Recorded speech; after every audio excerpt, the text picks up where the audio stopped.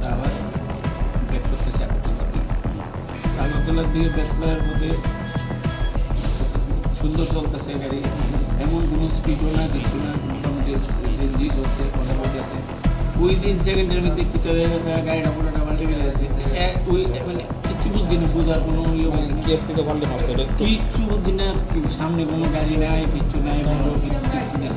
সেকেন্ডের মধ্যে গাড়িটা পাল্টে আমরা সব গাড়ির পাবলিকে গাড়িটারে আসতো না সামনে? না না না না না পুরো গাড়িটা ইটটি রাস্তা ইট বা পাথর সামনে কি মানে ইটি দুই দেখছে না কিটা বাঁচাইতে গেছে ভালো ভালো সেকেন্ডের মধ্যে গাড়িটা পাল্টি মারার পরে ওই আমরা মানে বাচ্চাটা তুলে সব গাড়ি তুলে ড্রাইভার সহ করে আপনারা পাঁচজন আসতেন। আমরা পাঁচজন বাংলাদেশি গাড়ি তুলে আপনার নাম কি? আমার নাম বিপ্লব বাড়ি কোথায়? বাজারঘাট মার্কেট, ড্রাইভারের নাম কি?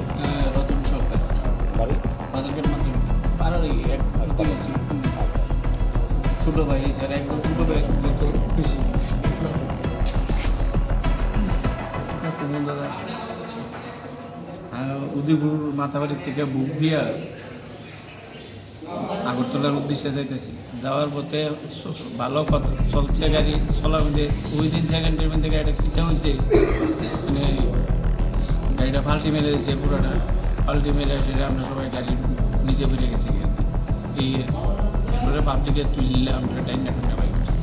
কোন জায়গাতে হয়েছে ঘটনা? এটা ব্রহ্মাবাড়ি বকুলপুর এমন কাছাকাছি, তো মানে ওই টাইমটা তো আর আমি আর সিচুয়েশনে কোন জায়গা হয়েছে এটা আমি বলতে পারছি না। আচ্ছা, এখানে তো একজন ডেথ হয়েছে, আপনার যে ঘটনাটা যিনি ডেথ হয়েছে উনি মানে কে আসছিল? উনি গাড়ির চালক আছে, চালক আছে। আমাদেরই প্রতিবেশী, আমারই ছোটো ভাই। কি নাম আছিল না?